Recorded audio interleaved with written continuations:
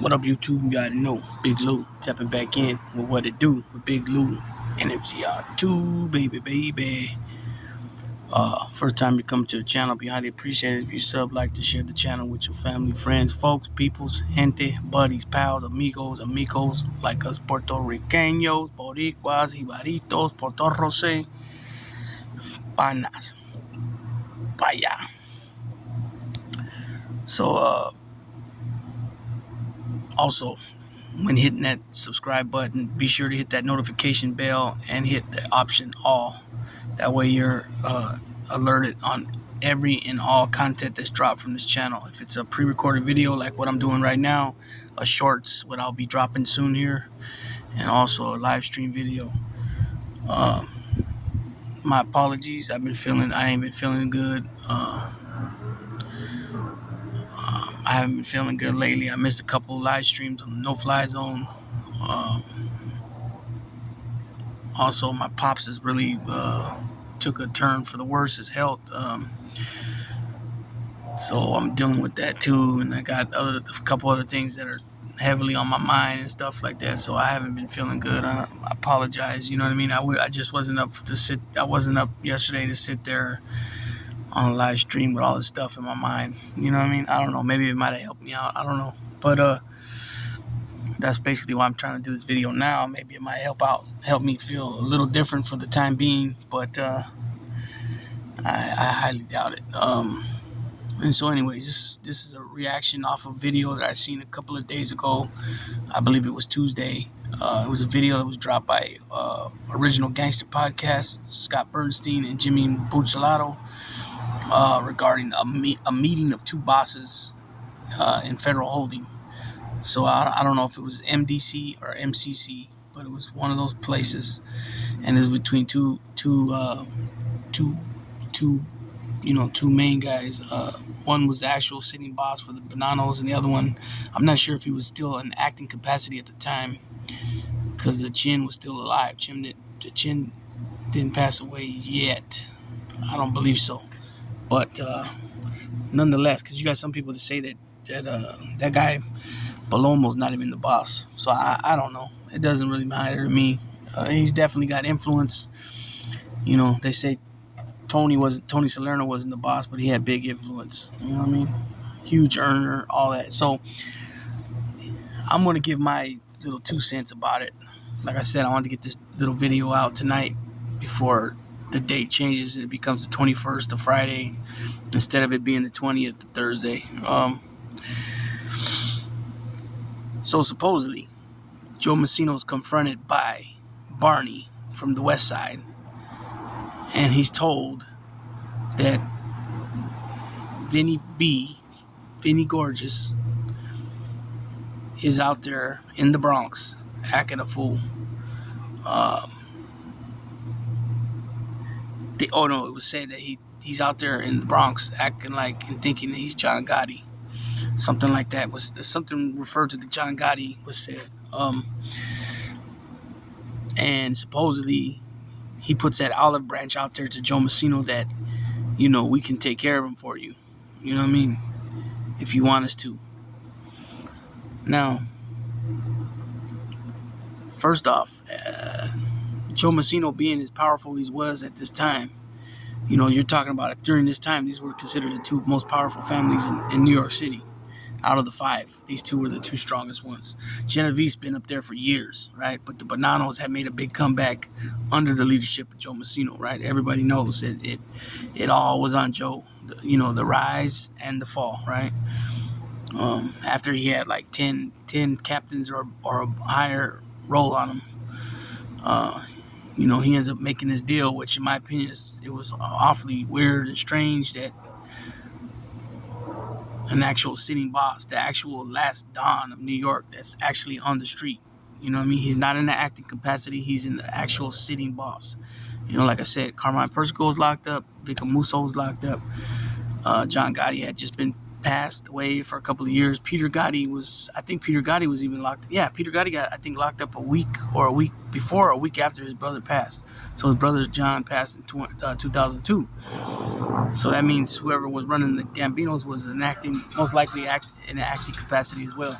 So Joe was actually the only boss that was on the street. I don't even think Palomo had that title of boss yet. I think he was still somewhat in acting. Maybe, those other dudes, Matty the Horse, and all those guys were still around too. I'm not really sure the dates of when they got arrested and busted and all that. But anyways, nonetheless, he puts that olive branch out there. So keep in mind that Joe Massino is one of the most powerful, leaders at the time, right? And I don't think these guys knew each other. They might have met before, but if not, they would have needed a third person that knew both of them to introduce them. And then on top of that, even if he might have met him before, I don't think he really knew him. But then again, I don't know that to be all the way true or not. But my point is this: Joe Massino was very powerful at the time. And to have a boss or sitting boss, acting boss, part of a 3-man panel come to you complaining about one of your guys without, you can't really, I guess you can't really put a beef in with nobody because who's there to put the beef in with? The consigliere maybe? But for him to bring this to Joe Massino in the way he did, and then to offer him and his Borgata services to bump him off, I would think that was very, very disrespectful. I would think that Joe Massino would look at that very disrespectful, because everybody knows Joe Massino was very old school, right? He came under the tutelage of Rusty Rustelli, somebody who had been the boss dating back to the 60s, I believe, somewhere like, I think the early 70s. Yeah, because you figure Joe Bonanno was still around till around, 63, 64. And then Gaspar, and then a few other acting guys, Evola. So sometime in the 70s. You know what I mean? But that was during the Galante stuff. That was during the Three Captains things, ordeal. He had the backing of Rustelli. Rustelli had his back. You know what I'm saying? He spoke for Rustelli pretty much. That was his mentor. You know what I'm saying? I would have thought, being old school and somebody coming up to you offering to whack out your acting boss would have been very disrespectful, in my opinion. But supposedly, under oath, Joe Massino says that Barney confronted him and told him that, like I said earlier, how Bassiano was acting out there, and that he needs to go, and that they would offer their services to get him out of there for Joe Massino. Supposedly Joe Massino said, no, leave him alone. Give him. I'm going to go ahead and give him a pass. He probably was already in talks with the government already, because he can't, once you make that decision, you can't go back and, promote violence or be part of violence, any type of violence, right? So if he's going to get killed, obviously that's no good. You know what I mean? And obviously that's no good for somebody that's cooperating. You know what I'm saying?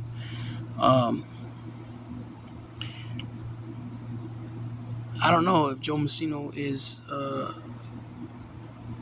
can believe totally 100% on his stories, or not. For the simple fact is, like I said, he rolled on a subordinate to get out of the death penalty and to get out eventually after he had so many murders under his belt. His brother-in-law told on him, right? Frank Coppola told on him. Frank Lino told on him. Richard Cantarella told on him. Paul Cantarella told on him. Barry Weinstein told on him. Weinsberg or Weinstein, whatever it is. He had about 10 guys. Big Louie told on him. I think it's Louis Vario. He told on him. So he had like 4 or 5, 6 captains, underboss. I think TG was the consigliere at the time, which he went down as well on some things. Tony Urso went down. Tony Green went down. Patty from the Bronx went down. Vinny Bassiano went down. You know what I'm saying? A lot of guys went down on this before Massino rolled. But I was just wondering. I'm not wondering. I'm pretty sure that by this time, when he has this alleged meeting with Barney, that he was already cooperating with the government. I'm pretty sure. Because he in his testimony he gave up a lot of things on what this meant, what that meant. Slang words to positions, pieces of work, all kinds of different slang words they use. He broke it down in the court. Uh, you know, since he was there on the 3 Captain Murder, he had to admit to. He also admit to George from Canada. He also admit to what other murders were there? There was a few more. And then he wore the wire asking Vinny who killed that guy Randy. For one, Vinny and them didn't even have the sanction. It wasn't even sanctioned by Joe. A couple of different murders, and Vinny admitted to it. Not so much he's saying he did it, but saying that Dom did it. This guy did it. That guy did it. It just shows at the end of the day, these dudes don't practice what they preach. You know what I'm saying? Even if you go back and see Sonny Francis and what Mikey Francis said about Sonny when he was younger, you don't, even when we did a murder, you don't talk about it again. If it comes up 2 minutes later, I'm going to say I don't know what you're talking about, but yet he still gets caught on the wire talking about leaving people on the floor, if they don't want to pay. So, I understand he was in his 90s by that time, but he still had all his marbles there. You know what I'm saying? All his faculties were in place. You know what I mean? So, it's just one of those things. But in my opinion, I don't really... I'm kind of like on the story of it happening the way Joe said. I don't really believe that Barney being schooled old school and being schooled old school, because remember Barney got pulled through the ranks pretty fast. He got pulled very young as a Costa Nostra member. He got his button very young. I believe he was only like 20. I think 18 to 22, 24 maybe. And I want to say 18 or 20 he was. And he was asked, I think, was it Tony Salerno? I think Barney's dad asked Tony Salerno or one of those powerhouses from that family to look after his son after he passes. And so this guy moved up the ranks quick. You know what I'm saying? He was schooled by old school cats. So I don't believe that he would have confronted a powerful guy like Joe Massino, who was very old school, like I mentioned earlier, and put that out there like that. I just don't believe so. Because it just don't make sense to me that somebody would be talking about somebody else's crimes, why they're locked up, and not even the guy who they're talking about is there. You know what I'm saying? I don't think Vinny was busted yet. It wasn't much longer after that, because Vinny didn't last on the street that long at all once he was acting boss. And then Scott Bernstein says another point, which I don't know how true it is. Maybe Dom Sicali at some point could touch on that. But Scott Bernstein says that Vinny Basciano was self-appointed acting boss, and then eventually Joe went along with it, which I believe if that was the case and he went along with it is because he was cooperating by that time. You know what I'm saying? And so he just let it roll. Instead of trying to kick up any dust about anything or question any moves, he just let it roll since he knew he was going to be rolling. You know what I'm saying? But I don't know where Scott got that from. He didn't say where he got it from, but he made that clear. So maybe at some point Dom Sicali could touch on that. And then there was another thing that I asked him about that he didn't touch on, which he said he was gonna touch on. But I watched some type of documentary about the Bonanos' rise and fall, and they spoke about Joe Bonanno and some of the stuff in the '60s, and they spoke about Carmine Galante and Rusty Restelli, and they spoke about Joe Massino, the 3 captains, all that, and then they brought up Vinny Basciano. And they brought up him and Patty from the Bronx, and somebody, Di Donato, I think it was. They did a robbery on somebody that was a bookmaker, and they ended up shooting the dude. Well, Vinny ended up going to prison for it, state prison, New York State prison. And somewhere when he's doing his time, he's upstate. He ends up getting into it with a guy who had a lot of influence on that prison yard. And supposedly the dude, Vinny did something that pissed the dude off. The dude came at Vinny, and supposedly Vinny locked it up and pretty much PC'd up. He asked for protective custody. Basically said, I got to get out of here. I don't know how true it is. I asked Dom if he ever heard anything about that. He said he was going to touch on it. And then when he brought up the story about it, he didn't mention anything about it. And I was a little confused at the time. I thought my recollection was wrong. I thought the guy's last name was Rivera, but it come to find out it was Nunez, I think it was. And so nothing was ever spoke about that. That's something interesting to hear. But then again, somebody spoke on Alley Boy doing something similar to that. trying to hit a certain yard, a certain USP or a certain FCI that he wanted to land on. He pulled some stuff like that too, going to the box, whatever they call it. I think they call it the shoe. Everything in the hole was a shoe in the feds, to get moved eventually within a year. I guess when you do something like this, you can be in the shoe for 6 months to a year, and then eventually you'll get moved to where he's hoping that he wanted to go. Which I don't remember where Robert Rosso brought that up. So I'm just curious how the Italians, the CN cats, look at things like that. Because we already know that you're not supposed to admit nothing, right? But yet Carmine admitted that he was a member, but he wasn't the boss, and so it kind of lightweight fell on Ralph Scopo as being the boss during the trial, which reason why Jojo Scopo and some of them didn't like Carmine and called him a rat, such as Bill Cotolo. That never was forgotten. It never was forgotten for him siding up with Vic Arena and trying to take that family over. It never was forgotten.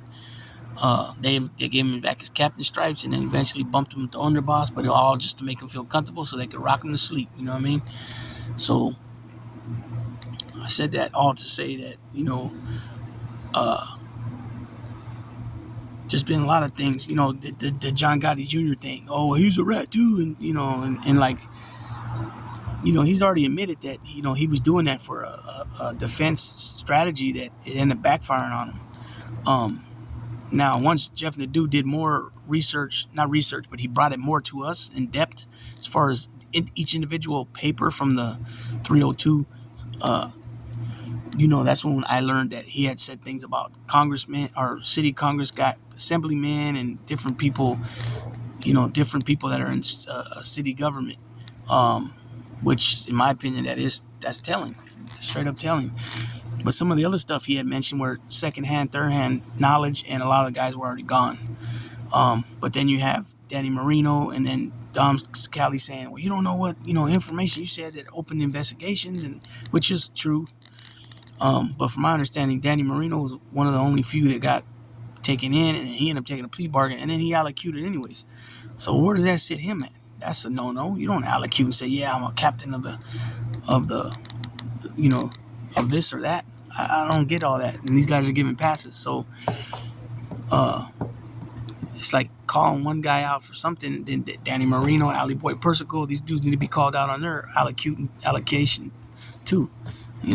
I just don't get it. But it just shows you where what's going on, what they're allowing, and how they're changing with the times and somewhat admitting to some of the stuff that's been placed in newspapers and TV shows and documentaries and docuseries and all this other stuff that they've made public, for people to watch and read and things like that. So I guess they feel that well, it's all known, so let's just like kind of like John Gotti, how he no longer would come out covering his face and that type of stuff.